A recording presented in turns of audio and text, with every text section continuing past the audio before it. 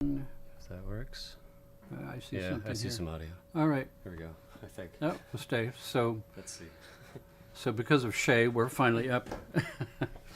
Shay and Austin. So Austin is not here. He's connected. I still have that. Very good. Video is I shifting. think that works. Our effort has been to try for the last 15 minutes to get the broadcast all the way up to 1080p instead of what it was broadcasting at, which was half that resolution.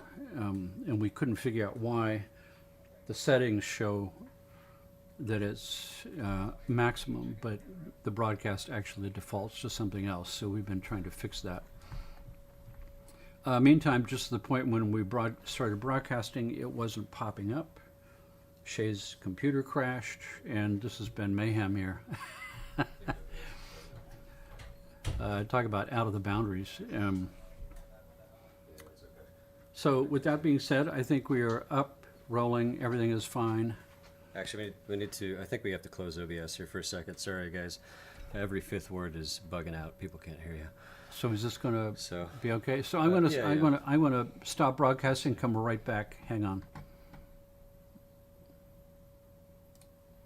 oh, let's see if that works. So you'll have to listen. So we should be back. I think so. Let me check. Yep. See if that fixes it. We're still working to see if we can get this flawless. Right now, I think I see someone says, "Yep, sounds better now." Okay, it sounds. Yeah, there seem to be glitches with the audio and the video, and OBS has been a weird problem recently. I think we got it now. Yeah. All right. What's it look like to everybody? Looks Loud good. and clear. Yeah, good. Sounds better now. Awesome. Yay. All right. All right. Sorry about that. Thank you, Shay. So as I was saying before, OBS has been OBS Studios, is a professional kind of broadcast studio that I use here with a sort of a pro microphone on an arm sticking down and pro audio drivers and all that kind of stuff. And we should be broadcasting at this super high resolution rate, and it was defaulting to half that rate. So we were mystified and under the hood tinkering with the engine, which required us to start broadcasting 10 minutes early so that they could test it out. And so thanks for bearing with us. Meantime, today I'm putting on my wizard's cap. Yeah, there you go. What do you think? And we are going to be pushing the boundaries of where research is going right now. And some of those things where research is going are things that I have been predicting and researching myself for up to 20 to 30 years. They say that if you sit by the side of the stream long enough, the bodies of your enemies will float by. So for now, we're beginning with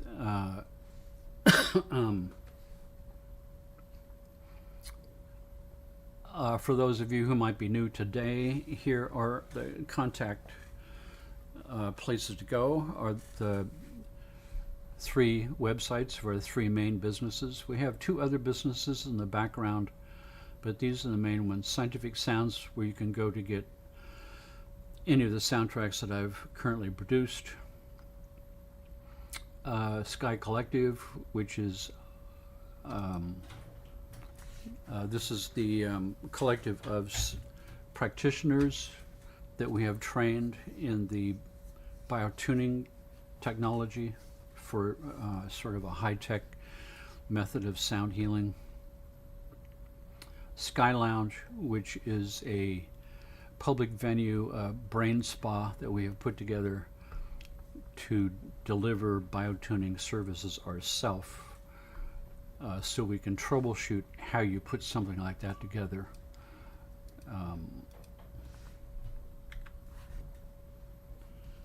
And today we go beyond the boundaries. That's what we're talking about. And, you know, each one of us goes through this. I mean, for me, pushing beyond my boundaries in the last couple of years has been radically changing my life, surrendering to the change because I didn't have much choice. You know, when forces bigger than you arrive, its resistance is futile. So I watch with chagrin as the news begins to develop more and more and more that it looks like there's a global pandemic that's killing millions of people, and all of a sudden I see it arriving in the United States, and I see the incompetence of how it's being handled, and I can see the writing on the wall. Businesses all over the country are closing down. Everybody's got to wear a mask. People are, you know, resisting wearing masks. A certain part of the population resisting wearing masks. That's always been the case. Back in the Spanish flu epidemic that killed 50 million people back in the 1800s,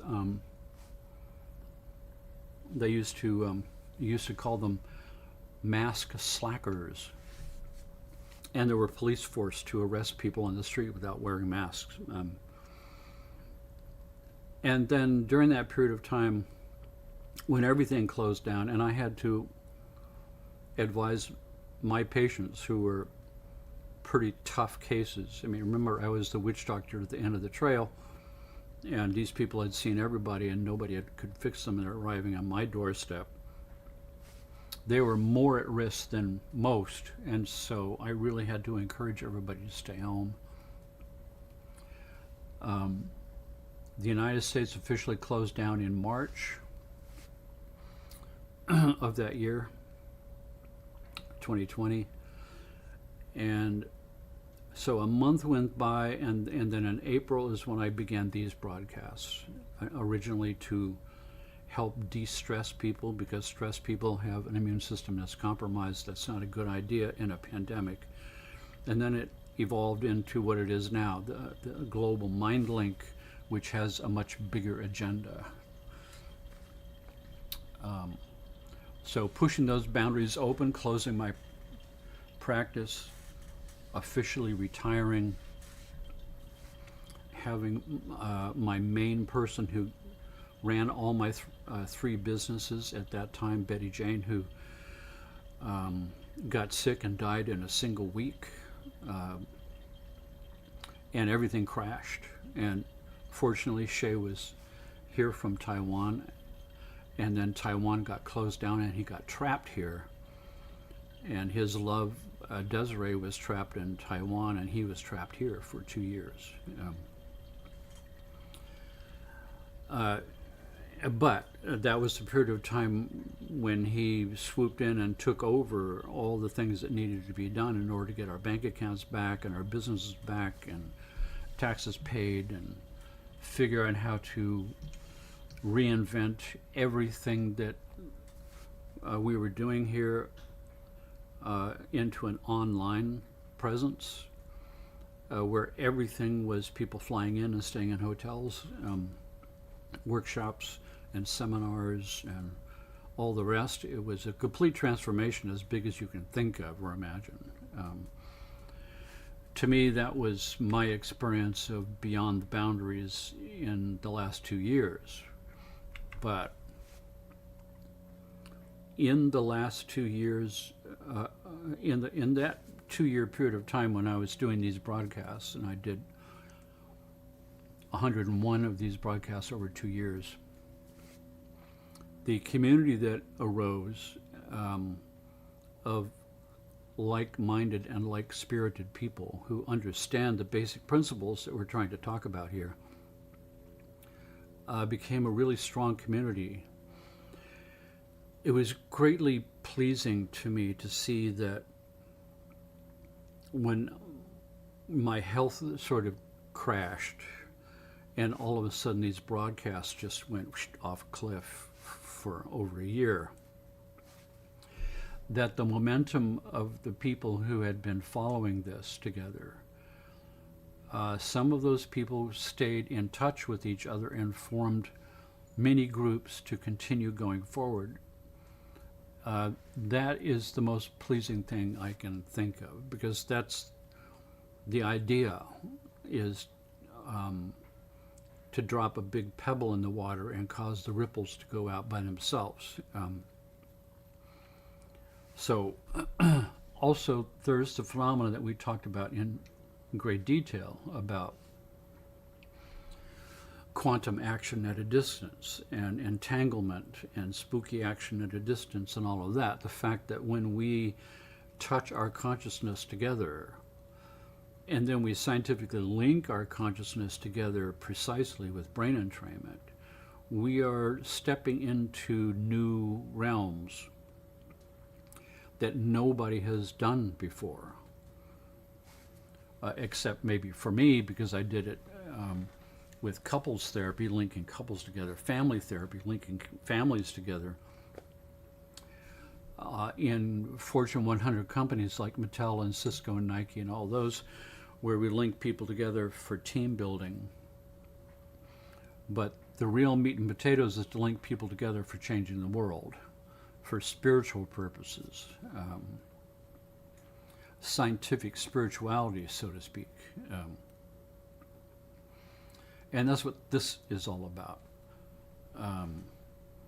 Really, in the biggest sense you can think of, is pushing beyond the boundaries that we've been told we can't do, or is too woo-woo, or it's unscientific. But now we have science-based, researched, and published studies in quantum physics, in entanglement, in brain entrainment, in synchronicity of the hemispheres, in the ability to entrain your brain waves to whatever state we want if we do it correctly, and combining that with high-end research all over the world into what is consciousness and what happens when you're extremely high states of meditation.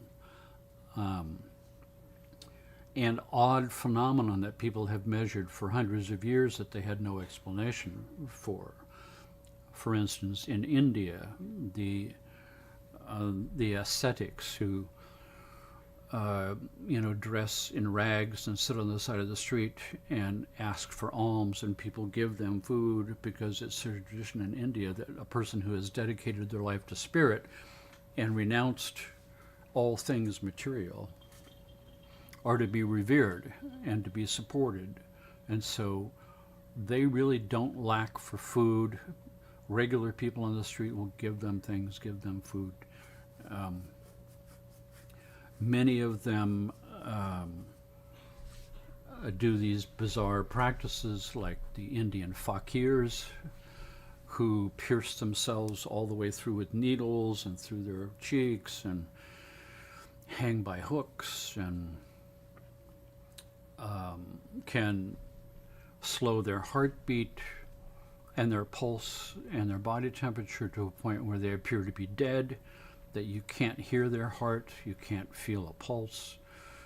At the opposite end of the scale, we've got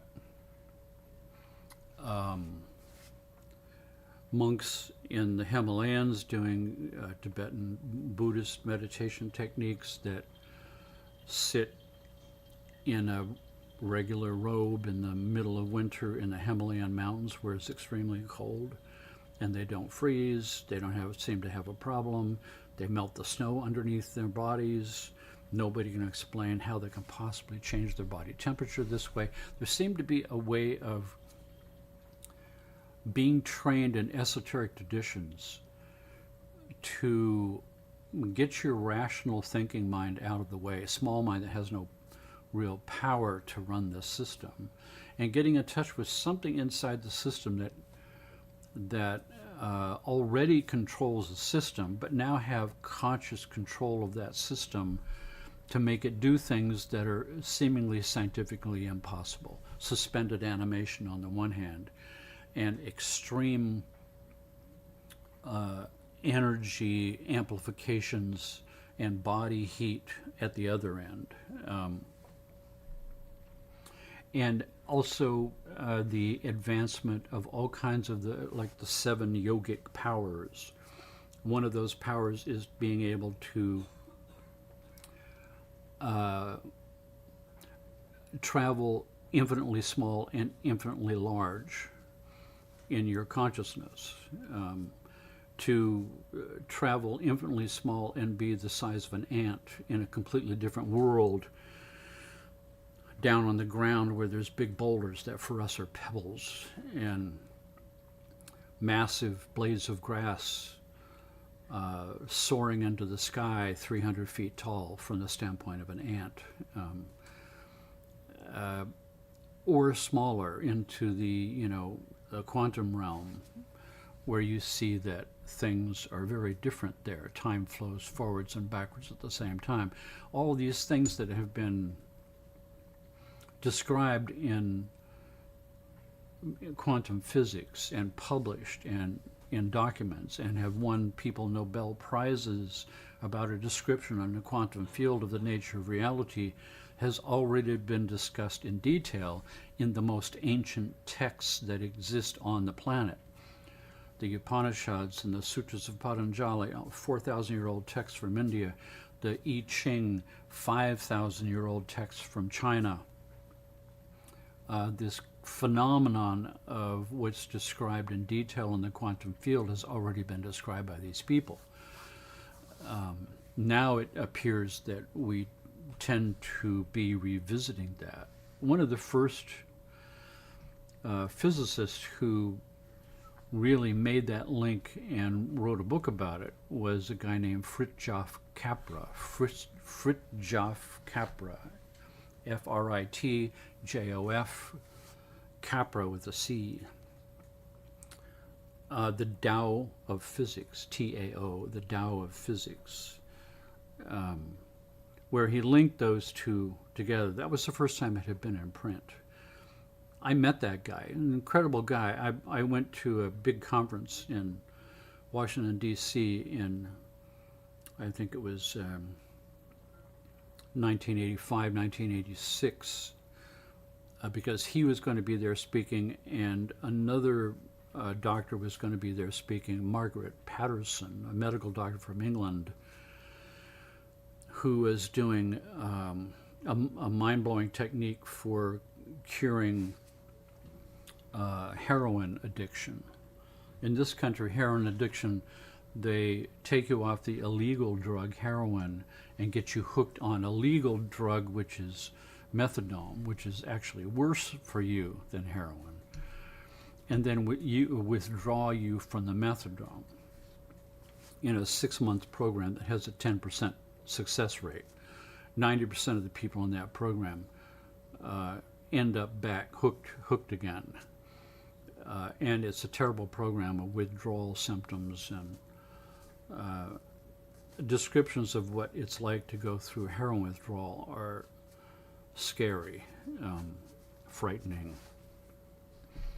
But Margaret Patterson in England had this technique of what they called a little black box with a 9-volt battery with some wires coming out that went to some electrodes at the back of your skull, and did a 1-hour treatment a day. No withdrawal symptoms, a 30-day program, and a 90% success rate with no withdrawal. So now all of a sudden, what the hell's going on? And she was banned from this country. She couldn't get her papers published in this country. She was couldn't be invited to any major medical conferences on addiction or anything else to present her papers or her ideas. She had to come in through the back door to a holistic conference, holistic medicine conference in Washington, D.C. That was a big one. So yeah, she was invited to that. But that in my mind was two important acupuncture points at the base of the skull, at the something called the occipital notch. There's a little notch back here at the mastoid, little V-shaped groove on either side, and at the top peak of that groove is a point, acupuncture point. It's called the master miracle point. Every meridian has a miracle point, and when you needle a miracle point, it causes pain control on anything along that meridian line. So if I have a pain here, then I find out which meridian runs through that zone and go to the miracle point on that meridian and put a needle in it, and this pain goes away. And all of the miracle points on all the meridians throughout the body are controlled by this master miracle point that governs pain control throughout the whole body and all the meridians. And that's these two called gallbladder 20, the master miracle points. Modern medicine poo-pooed that until the 1970s, when the first U.S. delegation of surgeons went over to China back in the Nixon administration, when the U.S. government and China started having sort of peace talks, because this was sort of grinding down towards the end of the Cold War. And Brezhnev was now the president of Russia, whatever the word that you call it, and perestroika, which was peace talks. U.S. surgeons went over to see what's the state of modern medicine in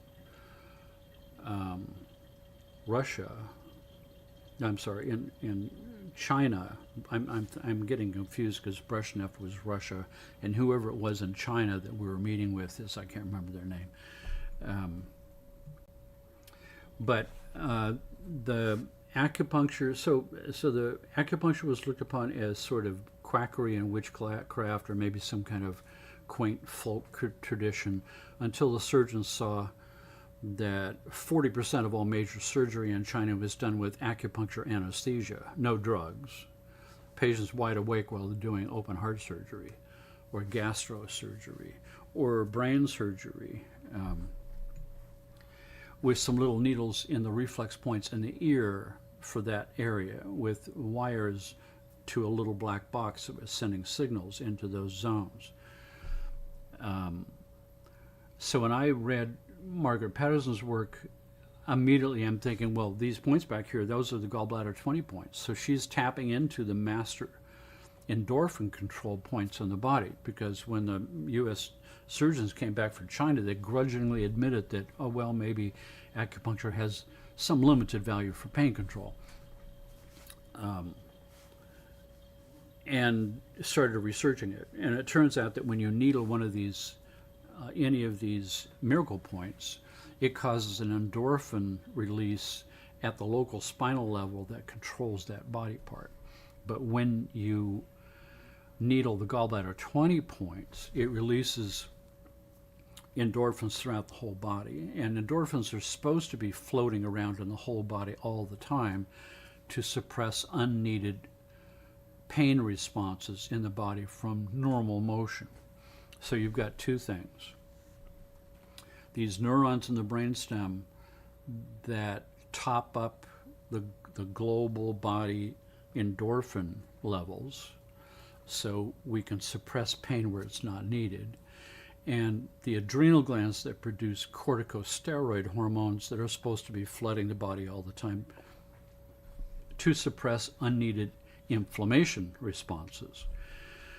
So for instance, if I move my arm inside that joint, things are rubbing, cells are being destroyed by friction, but new ones are being born to replace them at the same rate, so we don't need pain and we don't need inflammation. So we've got endorphins and we've got the adrenals producing anti-inflammatory hormones to suppress that.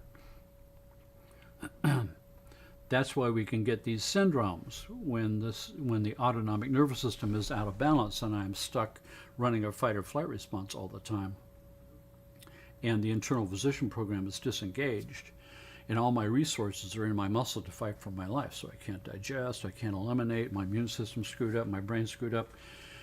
The adrenals are racing and racing and racing all the time until they get so weak that they can't do it anymore. That means adrenaline starts to drop. Adrenaline levels and corticosteroid levels start to drop, and when those drop, I start getting inflammations throughout my whole system.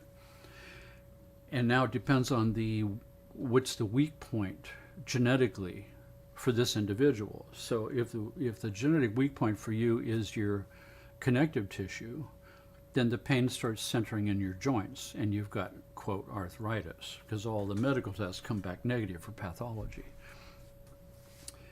If it shows up in the muscles, which are wrapped with something called fascia, which is like heavy-duty saran wrap that wraps around all the bundles in the muscle, and then wraps around the muscle and wraps it in a nice package. And the fascia has a lot of pain sensors in it. And so by normal muscle contraction and moving around, those fibers are sliding past each other and cells are dying, but new ones are being born to replace them. If the adrenals are weakened after long periods of time of running a fight or flight response all the time and burning up your resources, then the fascia starts getting inflammation, and the muscle fibers get inflammation, and you start getting pain all over your body and your muscles. That's called fibromyalgia. Adrenaline levels dropping, chronic fatigue syndrome. These are technically non-medical conditions. Medical conditions, in my definition, are pathology. Non-medical conditions, which are functional imbalances in the system leading to all kinds of symptoms, is holistic. And when those two systems don't work together, it's the people in between that suffer, the general population. They go to a medical system that looks for pathology with non-pathological, functionally imbalanced conditions with a lot of symptoms. And the medical tests come back negative and they don't know what to do. And then you get depressed because nobody can seem to help you. And you go on the big search for healing. You have your own experience of beyond the boundaries of what you've been taught or brainwashed into thinking that the modern medical system is the end-all and be-all of all systems. Excuse me, the Johnny-come-latelys that came around in the 1920s. Before that, throughout all of human history, holistic health has been the way. Acupuncture was developed in China 5,000 years ago. 5,000 years ago, China had a fully developed acupuncture system. They had gunpowder, they had rockets. I mean, this is like crazy stuff, but anyway, we've developed a system where we can do that same thing with sound, where you realize that the true imbalance of all imbalances is in the autonomic nervous system. Sympathetic and parasympathetic should be able to be balanced. If they can't, sympathetic stuck on, all these problems start to happen. So developing a system based on scientific monitoring of the autonomic nervous system on a computer screen can show us which sound waves rebalance it and break that vicious cycle, and everything comes back.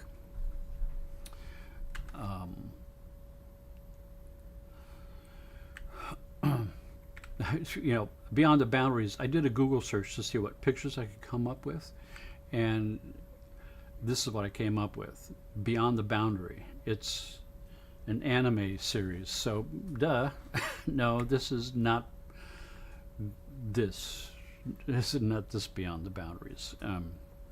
No, it's more of this Beyond the Boundaries. It's beyond the boundaries of what you personally have been brainwashed into thinking is so. You know, whatever ideas you have about what this is all about, I'm speaking from experience here, you're probably wrong. And one of the biggest reasons why you would be wrong is because you're using your finite little gear mind, small mind, to try to figure out something that is so far beyond the grinding gears of linear thinking that it's a joke. It's at least quantum and holographic. And when we try to grasp those ideas with small mind, we really have to stretch. Actually, you have to enter into a new mode of computation up here, which in itself is beyond the boundaries of how your brain usually works. Really, you have to release this brain, because to really encompass the ideas set forth in quantum physics about non-locality and time and space, and time going forward and backward at the same time, and reality only exists when consciousness arrives on the scene, and the expectation of consciousness is what the universe delivers, and on and on and on. These kind of ideas are so profoundly outside of the box and beyond the boundaries of how this mind usually operates, because we've been taught since children, all the way through all the different stages of schooling, that science and physics and all the rest is Newtonian physics is what we've been taught. Newtonian science, which works really well when you want to build something and you want to create an amplifier and you want to make an automobile. But when you get down into the nitty-gritty of what is the nature of reality itself, then that just doesn't cut the mustard anymore, because the rules that govern the basic functionings of reality in the quantum world seem to be at odds with the logical linear rules that we see operating around us. It's sort of a massive universal yin-yang of its own, that the yin-yang of these two opposites that function differently, that have to be aligned together for the universe to exist. On the one hand, we've got what appears to be linear, logical, Newtonian mathematics universe, where gravity makes the apple fall, and trajectories, and the law of thermodynamics, and all the rest of the stuff that you learn in Newtonian physics. That seems to be a logical universe, falls apart at the wall.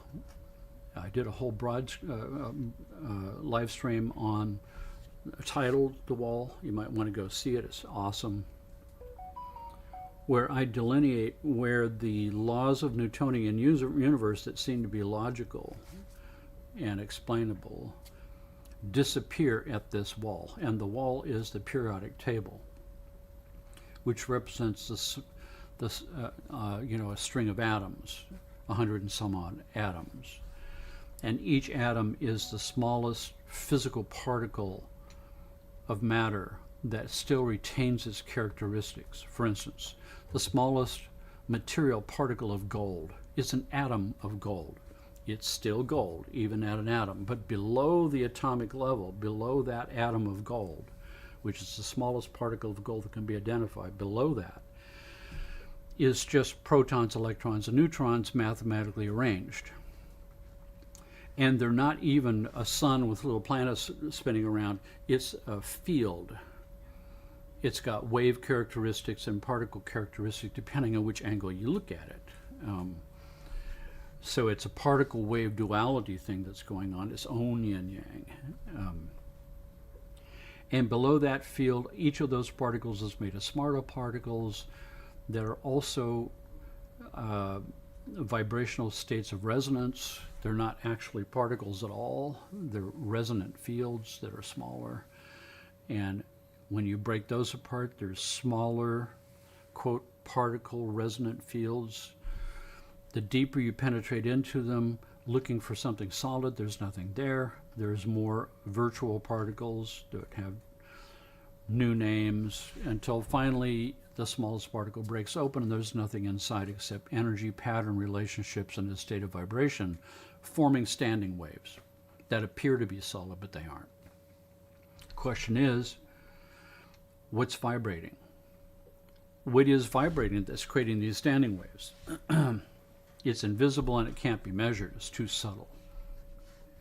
We used to think of it as a vacuum, the emptiness of space, but we now know that it's not empty at all. It's a substance, and that substance is subtle, and it fills the entire universe with most of what's here.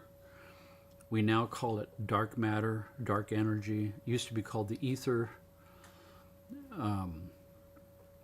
And in the ancient texts, they call it consciousness itself. An idea is resonating in the mind of God, so to speak. And this is the dream that God is having, so to speak, from an infinite number of standpoints at once, an infinite number of stories all living themselves out, you and me and everything else in the universe, all with our own story, weaving in and out of other people's stories as we all complete each other in this grand, mind-boggling, multi-dimensional dance together. Talk about beyond the boundaries of what your ordinary mind can encompass.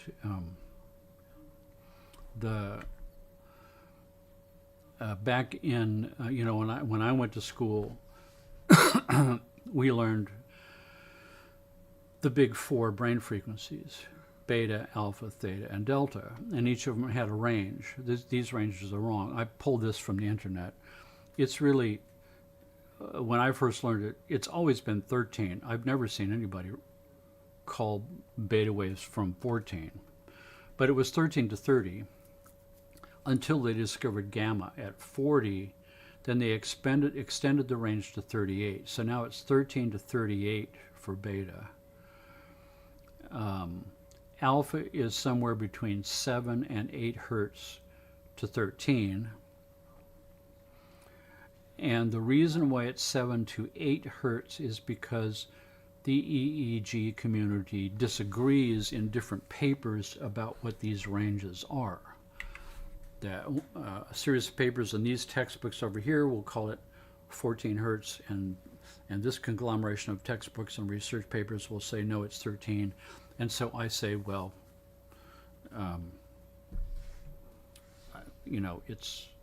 I say it's 13. The majority, 99% of them, say it's 13. When we get to alpha waves and we talk about 7 to 8, we've got the same thing. We've got these textbooks saying it's 7, these textbooks saying it's 8, and these are sort of balanced. So depending on which website you go to, some will say 8 like this one, some will say 7. I put it in the middle, 7.5. That's what we talked about before last week. The borderline state. Theta waves is somewhere around 4 hertz. That's about right. Somewhere about 4 hertz to maybe somewhere between 7 and 8. And delta, this is incorrect, is 0.5 hertz to about 4. And technically there was never anything below 0.5 hertz delta.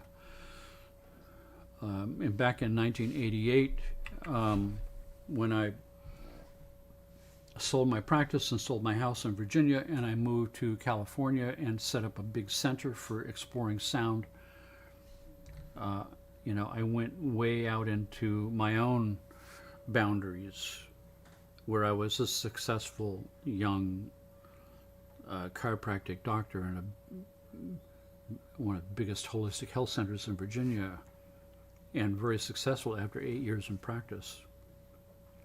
And the sound work was being developed there. And it was showing itself to be more powerful than anything else I was doing, and I was doing everything by definition. Every kind of holistic therapy I could stick under one roof. So I eventually realized, I think that I'm facing a big choice here. Do I go on and become an even more successful doctor that has satellite clinics and is managing clinics? Or do I go into this etheric realm of researching the effects of these sounds on the brain and the body and consciousness? And that was where my heart was pulling me very strongly. And I realized that I could actually cash in my chips and go for it. And so that's what I did. I sold the practice, sold the house, got in my car, drove across country to California where I didn't know anybody, and opened up a big center, a brain spa. And in the back, the research and the clinic. And the rest is history. That evolved into what this is now. But I got a lot of notoriety in news and television and radio and all the rest of it. And one of the people that contacted me was a company in Holland who had a brand new EEG machine, the very first one ever to be able to plug into a home computer that would give anybody access to looking at brainwaves. And they sent one to me for free to check it out. And I started hooking up every patient in a 2-year process of proving to myself that brainwave entrainment works, that I can entrain your brainwaves from here down to here to a target frequency, and that with the use of headphones, I got this synchronicity of the hemispheres phenomenon when I used binaural beats. And during biotuning sessions with patients, usually when I was in training down to lowest delta at 0.5 to 1 hertz, somewhere around there, I would see the brainwaves drop off the edge and go below 0.5 hertz activity, which I'm looking at this thinking, wait a second, they told us in school that doesn't exist, but I'm seeing it here. And then the people who would get off the table afterwards would all have these tales to tell about psychic experiences and out of the body and precognitive, I know what's going to happen, and spiritual insights. And I eventually named it Epsilon. That was in 1989. And so when I went for this broadcast, doing searches for brainwaves and all the other stuff I'm going to talk about, that's where this little diagram picture came up, where they mention, it's one of the few that mentions gamma. Most still don't mention gamma. It's the big four still for most of they're slow to change in those communities, but more and more including gamma. This one is weird because they usually only say that gamma is 40 hertz. Nobody talks about anything above 40 hertz. There hasn't been any research in that by anybody since the late 80s.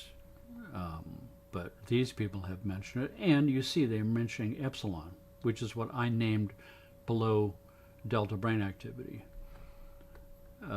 So it's interesting for me to see epsilon beginning to be used in the sort of holistic community.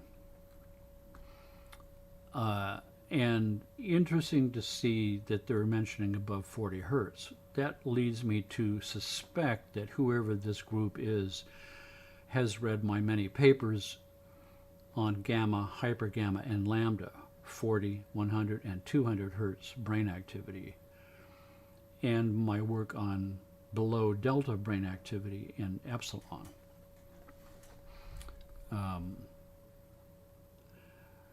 Recently, we go back to gamma, where gamma was discovered in the late 80s in open brain surgery, because the higher the speed of the brain waves, the lower their amplitude. So at 40 hertz, the amplitude is too small to penetrate the skull. In 2001, the Dalai Lama did this research program at the University of Wisconsin, where he hooked up these meditators who had been meditating for 30 years to see what happens to your brain waves when you go into this hyper meditation state. And what they saw was high amplitudes of gamma brain activity. So this certain type of Tibetan Buddhist meditation technique generates high amplitude gamma. And they reported that this was associated with universal empathy for all living things. The crazy thing for me when I read these articles is I'm saying, wait a second, how did they measure gamma with these EEG kappa electrodes? By definition, you can't measure gamma because it can't penetrate the skull. That's the reason it was never discovered until they did open brain surgery where the electrodes were directly on the brain itself. Then you could pick up all these exotic frequencies of super low amplitudes straight off the brain. Gamma at 40 hertz, hypergamma at 100 hertz, lambda at 200 hertz, 40, 100, and 200 hertz. We named these. I named this hypergamma and lambda because I was the only one referring to this information, and after a while it became laborious to constantly refer to it as 100 and 200. It needed to have a name, so I gave it a couple of names.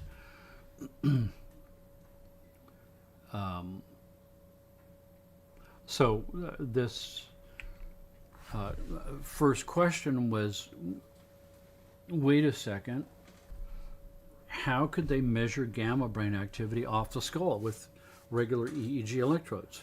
And then that's where you have to pay attention to massive amplitudes of gamma. And not a single person seemed to understand or get that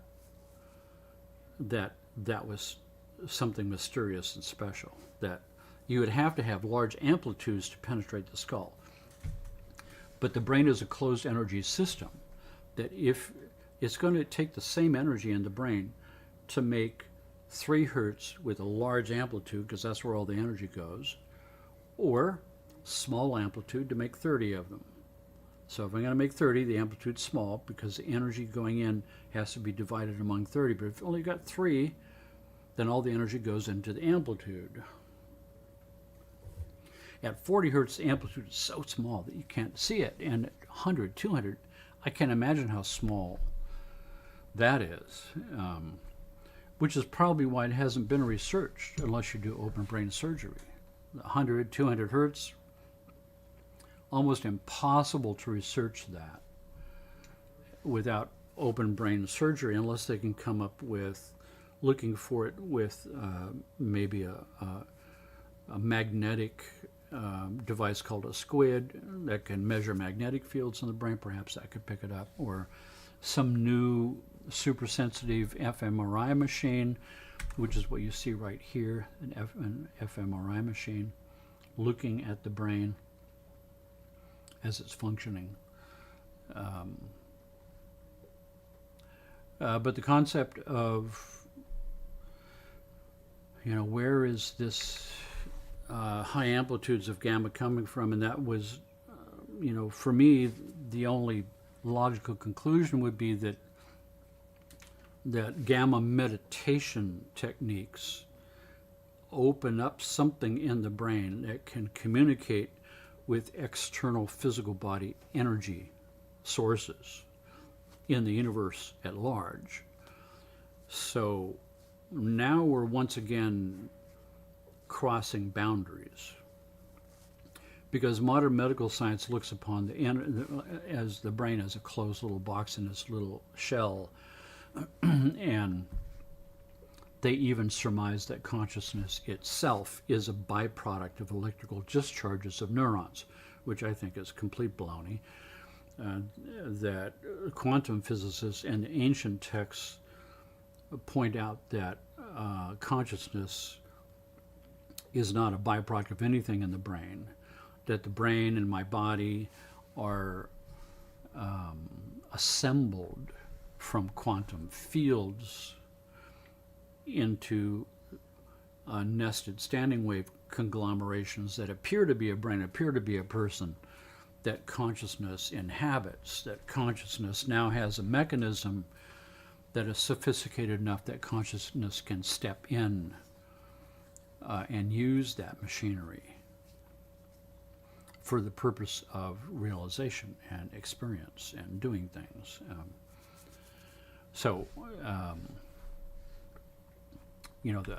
The recently there have been a string of articles that have finally, after all of this time, I mean, I've been researching gamma and hyper gamma at 100 hertz and lambda at 200 hertz. I've been doing that now for almost 30 years. I've been training to those frequencies as a part of my course of high-tech meditation using advanced binaural beat technology and brain entrainment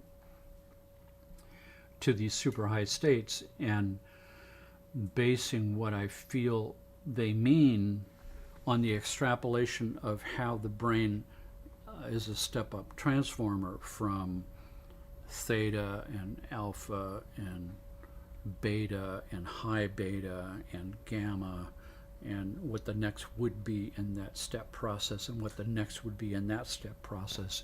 As you see things moving from one to the next, they go in an orderly sequence of how the brain functions.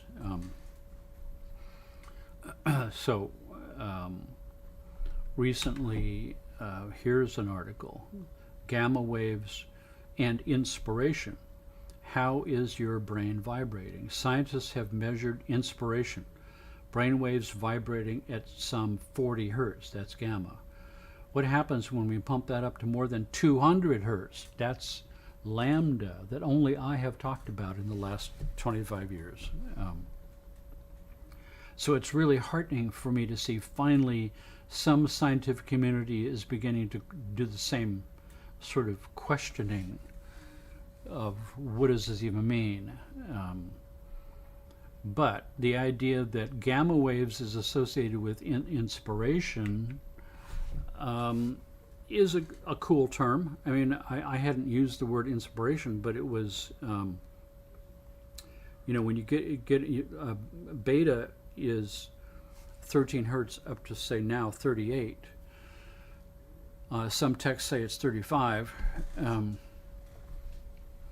But as you go up that chain of beta, you have regular low beta, that's sort of brain idling.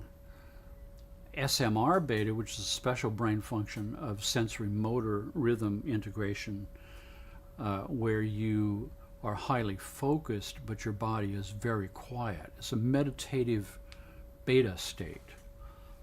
The kind of state that we see in Every Minute Zen and meditation in action and Gurdjieff's work on yourself and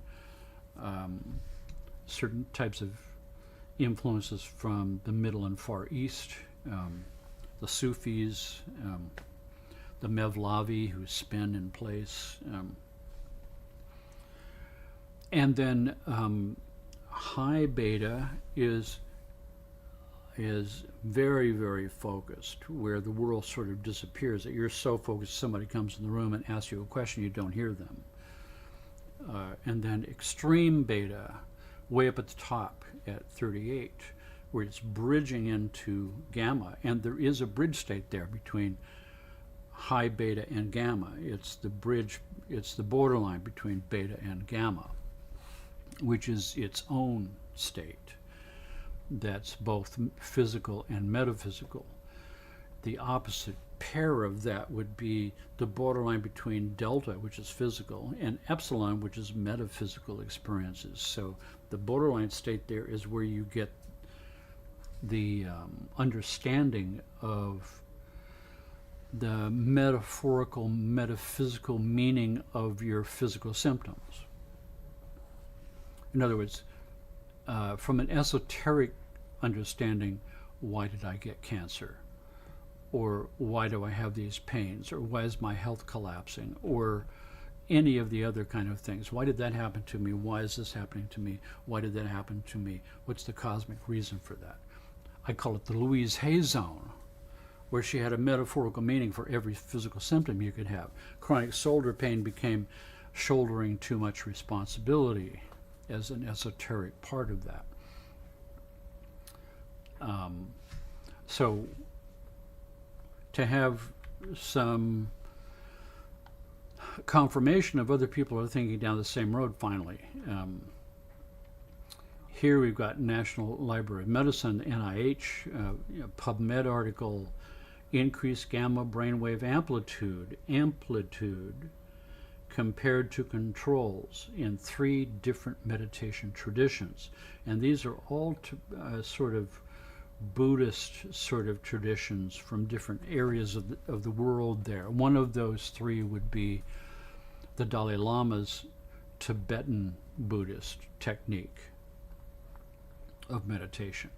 But it seems now that research has now been done into other forms of Tibetan Buddhist meditation, aside from the Dalai Lama's Tibetan form, but other forms of Buddhist meditation that also show high amplitudes of gamma that can penetrate the skull all of a sudden and be picked up by EEG, which is now all new. And it's only possible when you're in this certain state of meditation where all of a sudden you can perhaps link to an external energy source in the universe at large and pull energy in to generate as much body heat or amplitudes or anything else you want to do. So when we see this kind of reporting with gamma, we start to wonder and extrapolate, what about 100 hertz at hypergamma and 200 hertz at lambda? What is that doing? What kind of level of focus are we into now? Because we know that gamma is a level of focus that's beyond the regular mind. That one of the functions of gamma is the binding frequency, where the location of different sensory information in different areas of the cortex, gamma pulls them all together and binds them together so that my external world out here with all my sensory information makes sense, hangs together, synchronized up. But how it accomplishes that is by gamma modulates theta in the hippocampus and the emotional control centers. And gamma is modulated with theta. So we have we say we've got a theta wave, and instead of being a smooth line, it's got a gamma frequency going in it. They're modulated together. They're linked up together. Somehow, the ability of gamma to link with the emotional theta frequency from the hippocampus of theta and modulate those two together pulls the information right out of the brain into an information network, a non-wired information network, just like an internet for the brain, a brain cloud.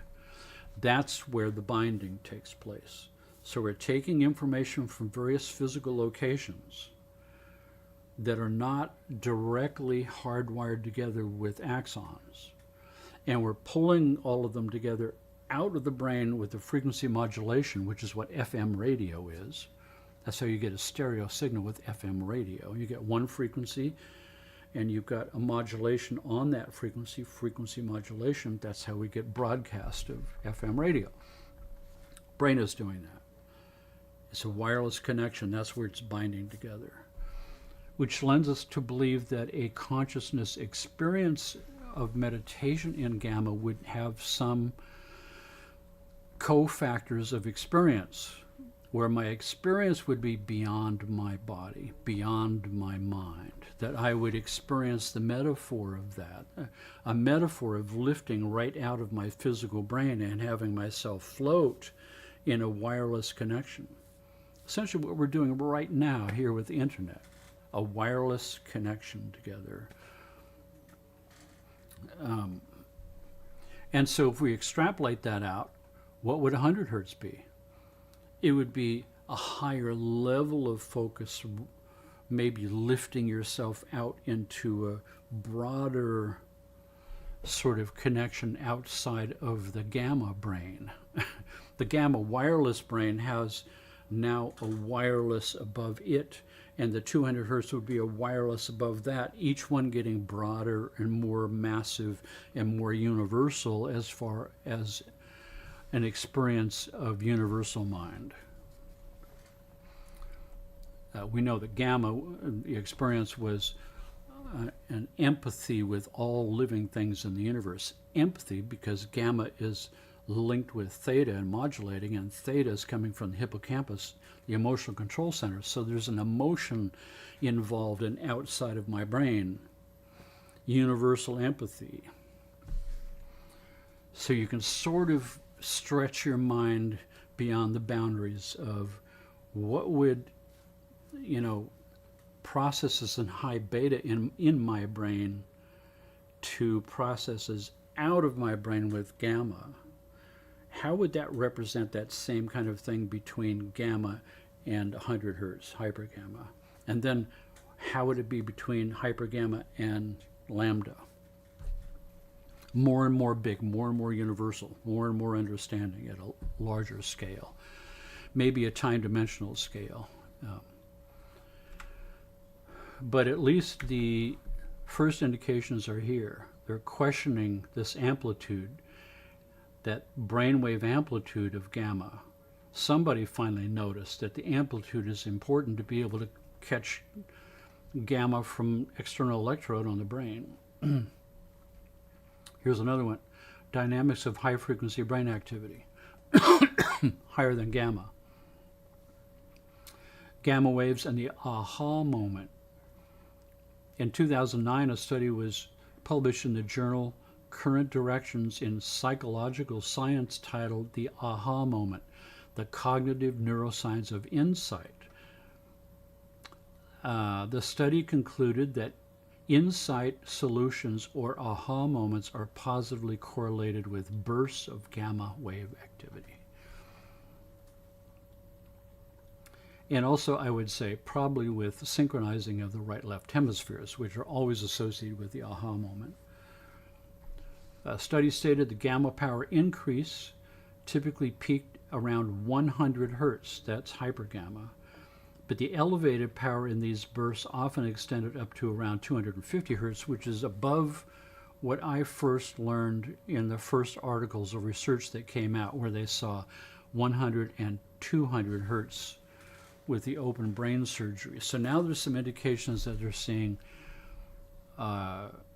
brain frequencies above 200. And that was always my thoughts about this. As soon as I broke through in the basement and discovered epsilon,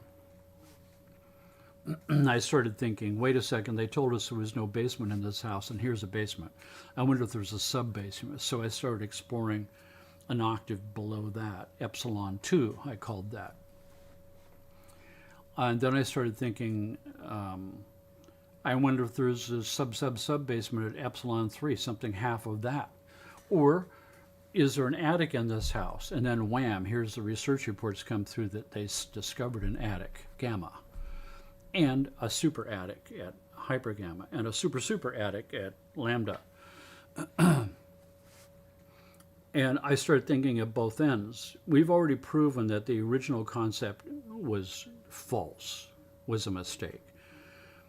The question is, does the universe ever really stop anywhere? Does it have a boundary that it won't go beyond? I don't think so. There's no reason to believe that the brain frequencies don't go below epsilon 1 and 2, to some region below that you don't have a name for yet. And then they discovered the default mode network, which was exactly what would have been epsilon 3. Beta at 1 hertz is 1 firing per second. Beta at 0.5 hertz is 1 firing every 2 seconds. Epsilon was every 2 seconds to 4 seconds. Epsilon 2 was every 4 seconds to 8 seconds. Epsilon 3 would be 1/2 of that, and that's exactly what default mode network was. 1 brain pulse every 10 seconds to 20 seconds. The proposed basement below that, which is our current experimental brain frequency work in what I called iota, another Greek letter to name it, would be one half of those, would be one brain pulse every 20 to 40 seconds, one brain pulse every 40 to 80 seconds. And as I said last week, confirmation has come through that there is an earth pulse that's mysterious that nobody knows where it's coming from. At one pulse every 26 seconds, that's iota. But there's no reason to believe that, it stops anywhere, even at 200 hertz. There's no reason why there couldn't be 400 hertz or 800 hertz or God knows what up there. Our ability to study it might be impaired at the present moment, but there's no reason why we can't entrain you there so that we can have what's called maybe psychic adventurers who are willing to step across that boundary and explore those brain states with entrainment to see what happens.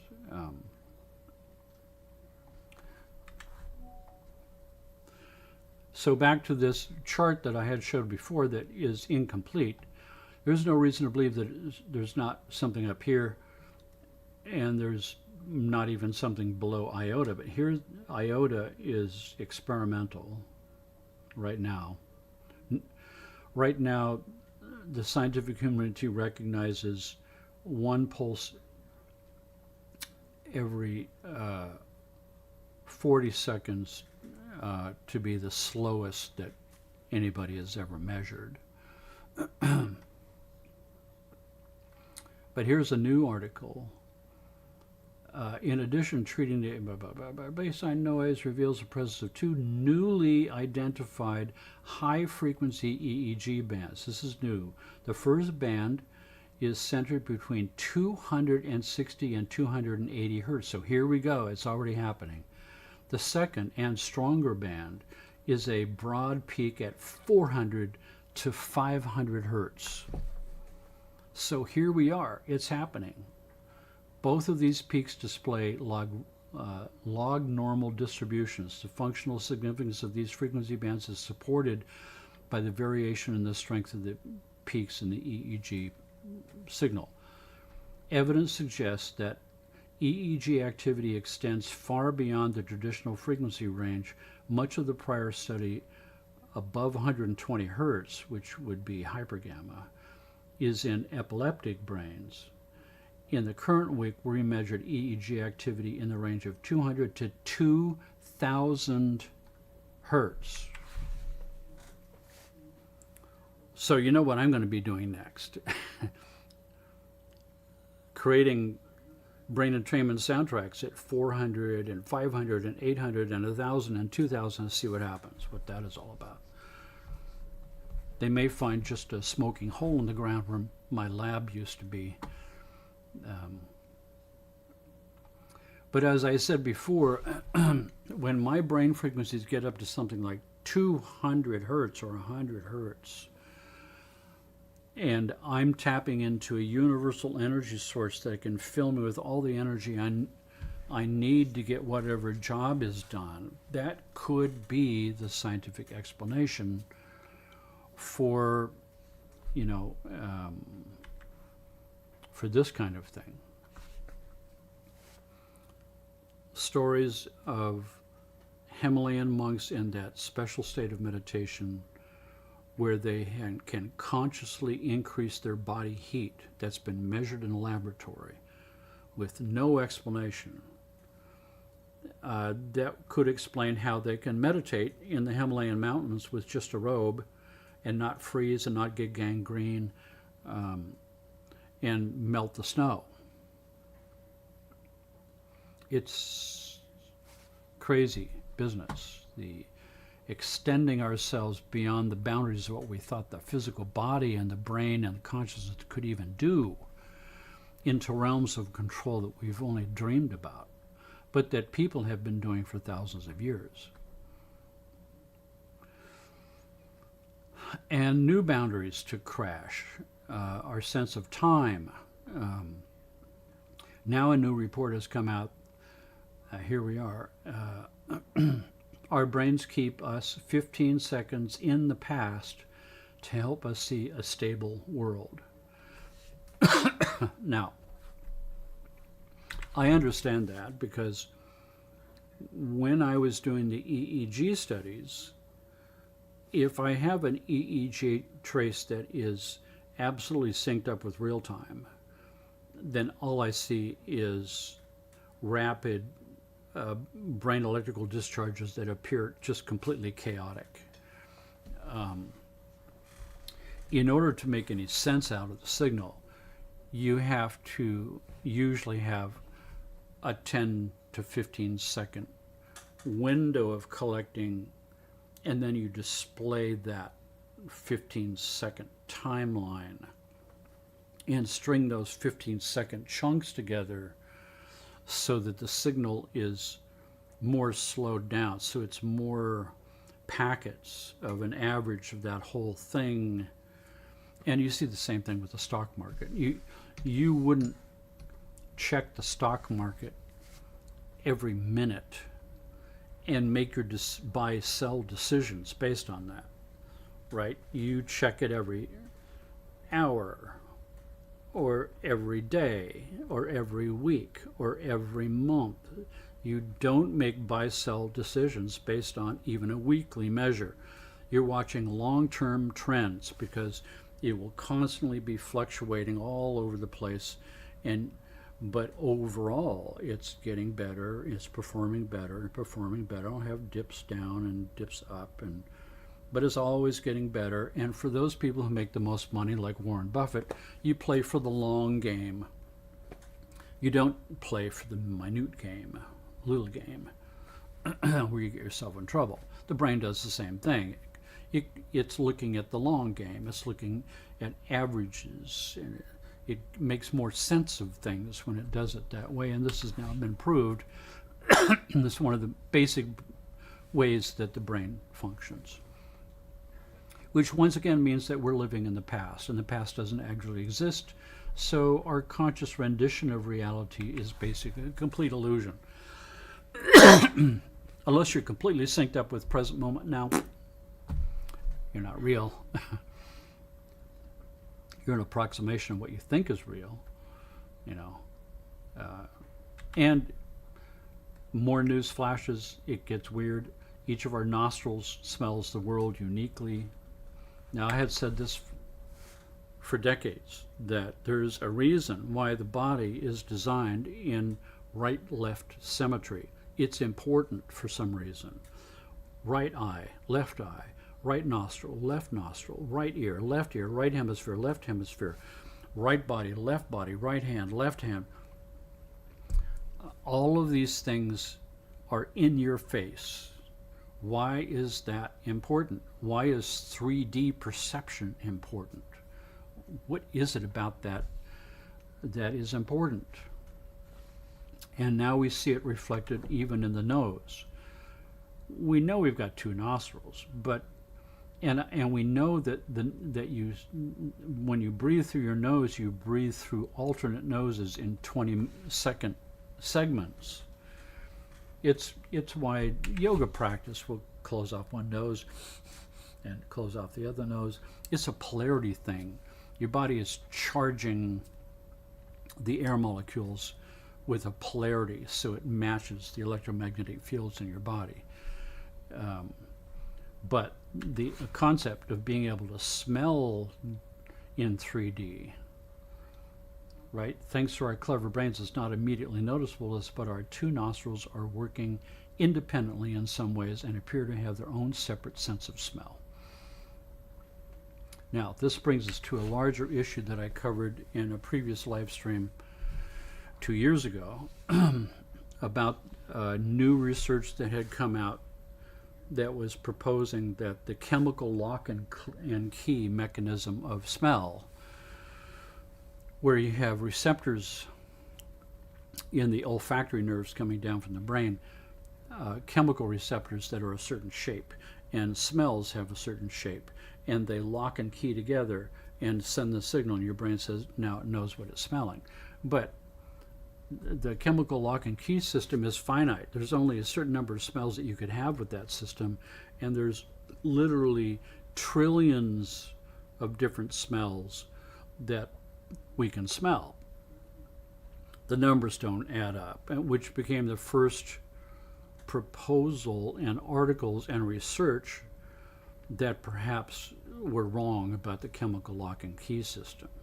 It may be partially involved, but really it's more of the olfactory nerves are sensitive to the vibration of smell molecules. Remember, all those things are vibrating. And so they're all vibrating at specific frequencies, which is why this atom is different than this one. The vibrational frequencies and the pattern are different. So the secret of scent lies in molecular vibrations. Molecular vibrations, rather than molecular shape, give substances their distinct smell according to a new study. Quantum mechanics may explain how humans smell, all based on molecular vibrations. So the nose is a vibration sensor, just like the eyes are for light. This is mechanical vibrations, sound vibrations and molecules. This concept that they go up straight into the olfactory nerves, which spread out inside the nose, and here they are. That's the olfactory nerve right there, coming up into the cortex, and these little nerves hanging down, right, are where that's being collected. And right here is the skull with the openings in it, where the olfactory nerves come down to collect these molecules and sense their vibrational resonance. While we're looking at that, I'm going to get something.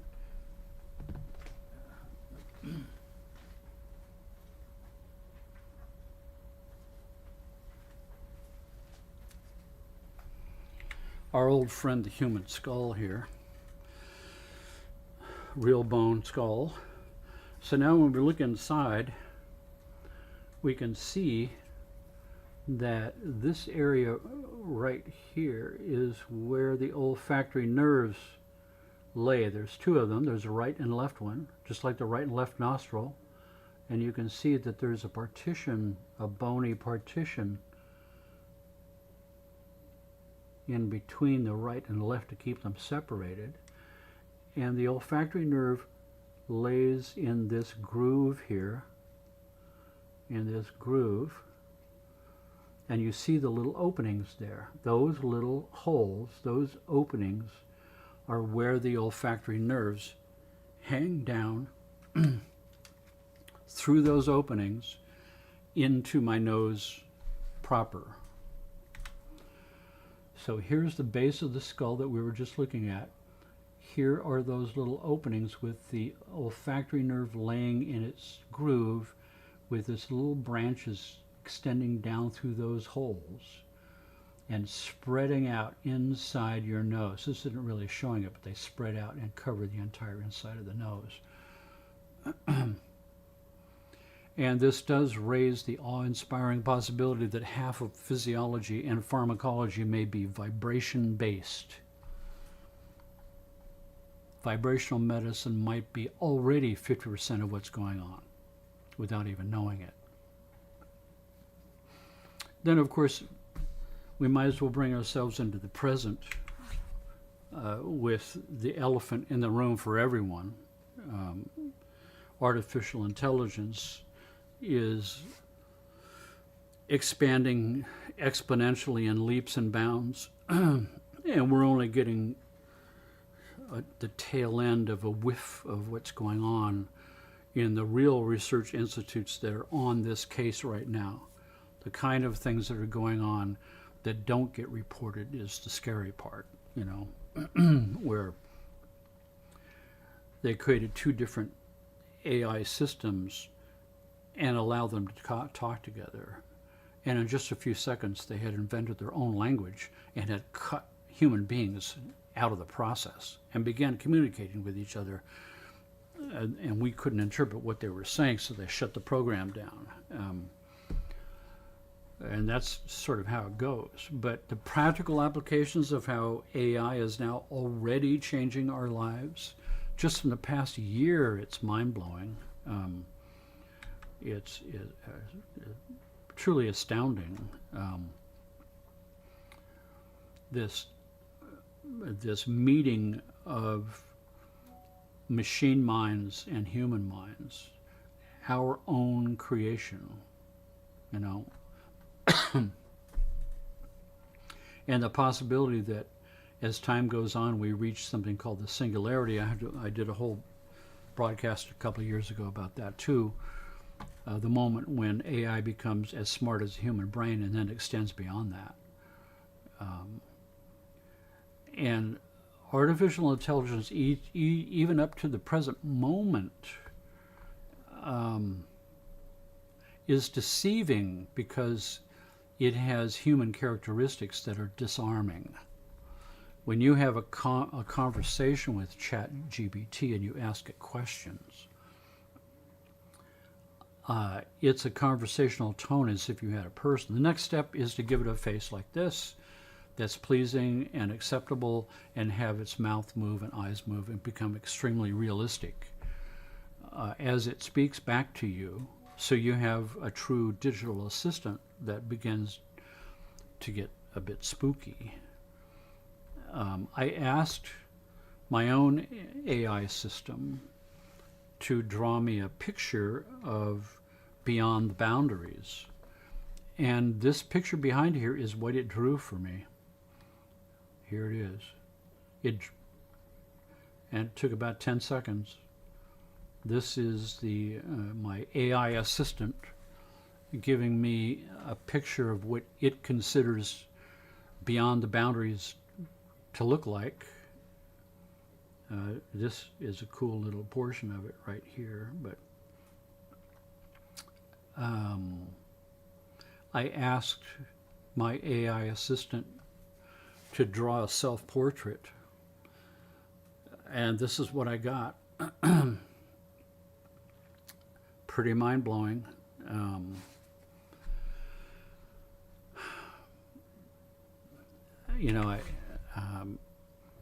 Shay and I have been sucked into this world because it helps us so much in our business. For instance, I have a technology that's very difficult to explain. I have a whole system that's difficult to explain. It involves a lot of moving parts that are very sophisticated. A patented real-time HRV system that can see the autonomic nervous system live on a computer screen. That's how I tell what frequencies to balance you. With the law of octaves, we're calculating all the octaves from this frequency, and they all work. Lower octaves are brain frequencies. That gives us a string of brain frequencies in a series of sessions. There's 3D processing and primordial sounds and on and on and on. There's all kinds of stuff. How do I communicate to these sophisticated ideas of what I'm up to here with the general public without just blowing everybody away? So I will write it all down, a couple of pages of text explaining all the ideas, and have ChatGPT, I can say, can you please condense this down to 2 paragraphs at an 11th grade level? And wham. Can you do it again for an 8th grade level? Wham. 10 seconds, 15 seconds. Can you put it at a PhD level with references? Wham. There's all the research articles, the PubMed articles, all done in 15 seconds. It would take me a day to do that, or maybe more. So all of a sudden now this is an extremely useful tool. It's an extremely useful assistant who can do things that sort of blow you away. I mean, really an alignment of where organic brain space meets artificial intelligence brain space. And as time goes on, the two of these are working more and more closely together. And humans and businesses are already becoming dependent like we are. We're finding ourselves having meetings, having meetings with the team and going, you see what's happening here in just 1 year, how dependent we have become on this AI companion we've got for helping us get the job done in an unbelievably great way. So on the one hand, it's exhilarating. On the other hand, it's a bit scary at the same time. But that's how it goes. It's alluring in a real world way. This is another picture of Beyond the Boundaries. I said, redo it again. And so it gave me this picture. 10 seconds to generate a picture like this. This picture I used before in this presentation. This is AI generated. Took about 10 seconds. My prompt, which is what it all becomes down to, is how do I describe to this AI what I want it to make a picture of? So I have to describe in a fair amount of detail what I'm looking for. And this is what it came up with. It's mind-blowing.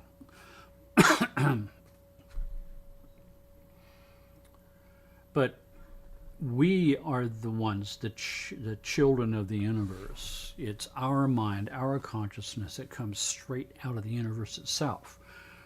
Things that we create, artificial intelligence, spin from us. But ultimately, in the grand scheme of all things,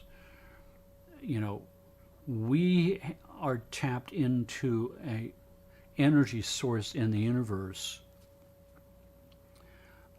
in a way that we co-create reality.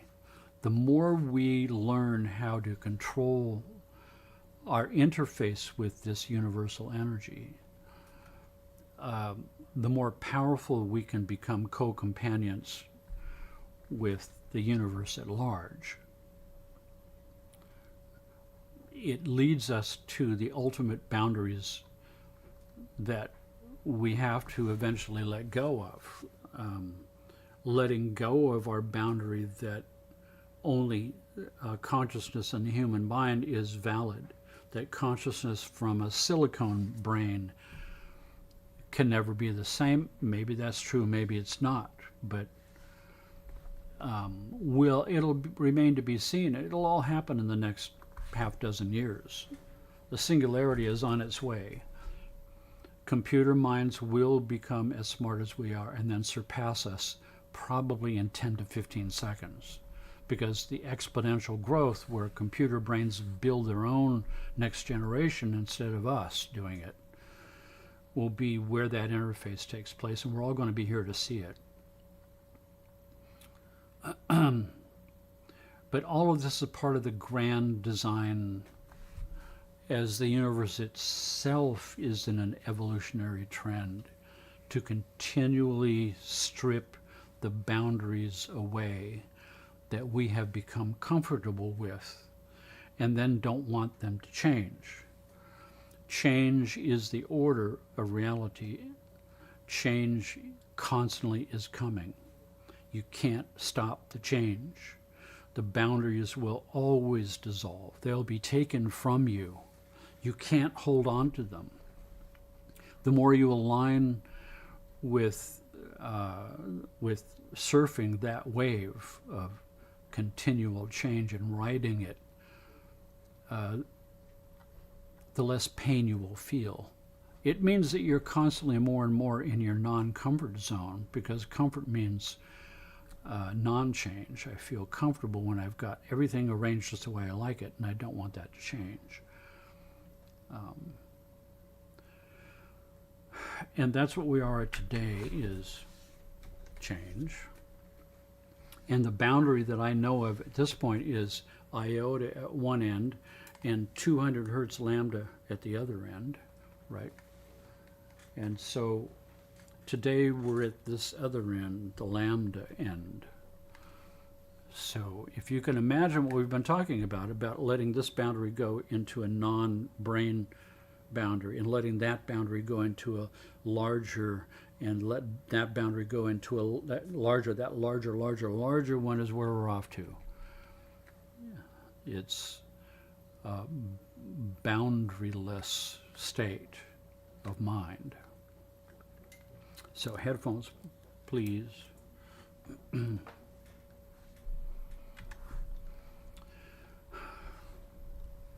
And here we go.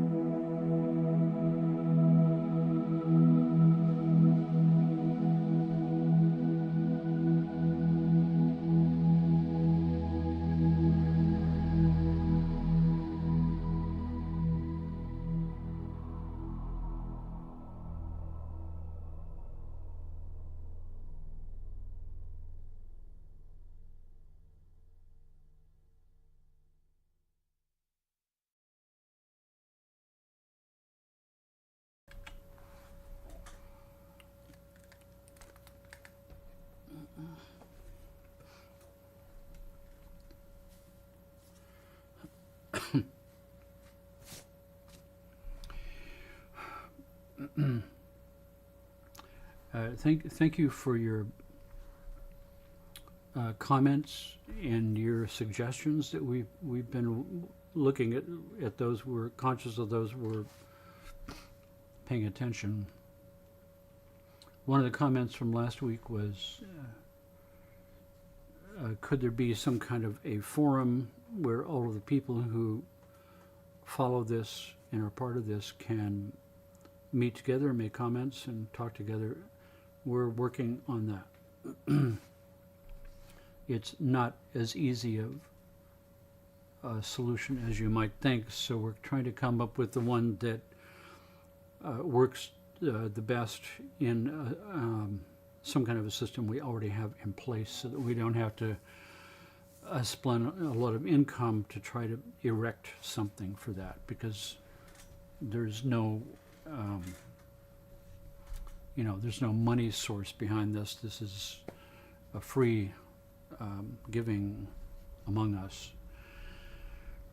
So that being said, we have some solutions. We have to test them out, and at some point that will hopefully be available. Meantime, thank you all for being here. Until next Sunday, peace and love and health to everyone. Thank you very much for being here with me.